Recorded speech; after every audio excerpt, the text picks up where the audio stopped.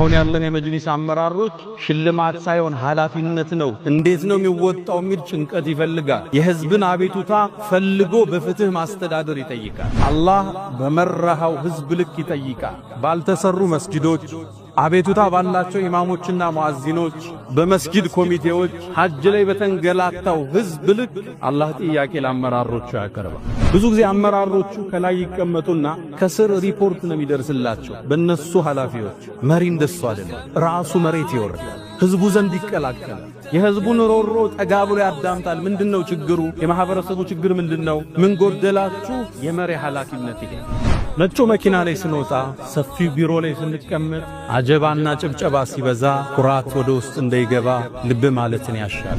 ዝቅ ማለት ህዝብን ወርዶ ማገልገል፣ ወርዶ ማጽዳት፣ ወርዶ መስጊድ ማስተካከል፣ አብሮ ማቡካት ይፈልጋል። ከላይ በመመሪያ በደብዳቤ ብቻ አይደለም መጅሊስ እንዲመራው ህዝብ ጋር መውረድ ይፈልጋል። ታች አብሮ አፈር መርገጥ ይፈልጋል። ደነገጥ። ይሄ ነው የምእመናን መሪ አላት። ዑመር የሚባለው ይሄ ነው። እዛ ምንፈራው ዑመር ይሄ ነው። አዎና ከዛ አንዲትን ቃል ተናገረ። ሐከምተ ፈዐደልተ ፈአሚንተ ፈንምተ። በርግጥም አንተ ዑመር አለ። ዑመር አልለቀም ገና ሀገሪቱን መራህ።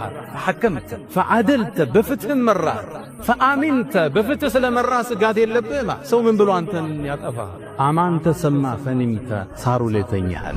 ስትወጣ የጨበጥከውን አይቀርምና መርገጥ ማትመለስ መስሎ አታብላሽው ያለከት እንደ ወጡ መቅረት መቼም የለምና የጨበጥከውን ልትረግ ትመለሳለህ እንደገና። ቤተሰብ ሲመጣ የተሻለ አገልግሎት፣ ወገን ሲመጣ የተሻለ መስተንግዶ አይሰጥም። መጅሊስ ላይ የምትቀጥራቸው ሰዎች በዝምድና በብሔራቸው ሳይሆን በብቃታቸው አላህም በመፍራት ባላቸው ከፍታ። አንተ አብደላህ እነዚህ ግመሎች የማን ናቸው? የኔ በገንዘቤ ገዝቼው ከዛም ሳር ሊግጡ ልካቸዋለሁ ወፈሩ። ታዲያ ከሌሎች እንዴት ወፈሩ? ያን አባቴ ወይ አላቅም ማለት እንደሱ አይደለም ማለት። ሽጥና ዋናውን ብርህን አንስተ ሌላውን ቀሪ ገንዘብ ወደ ቤተል ማል መልሰው ወደ ግብጃ ቤት። ለምን አለ? ምክንያቱም አንተ የኔ ልጅ ነህ፣ የኸሊፋው የፕሬዝዳንቱ የጠቅላይ ሚኒስትሩ ዋናው ልጅ ነህ። ስለዚህ አንተ ግመሎች ሲሄዱ አሃ የመሪያችን ግመል መጡ እየተባለ ሳር ይለቀቅላቸዋል፣ ውሃ ይለቀቅላቸዋል። በእኔ ስልጣን ተጠቅመህ ነው የወፈሩት የደለቡት።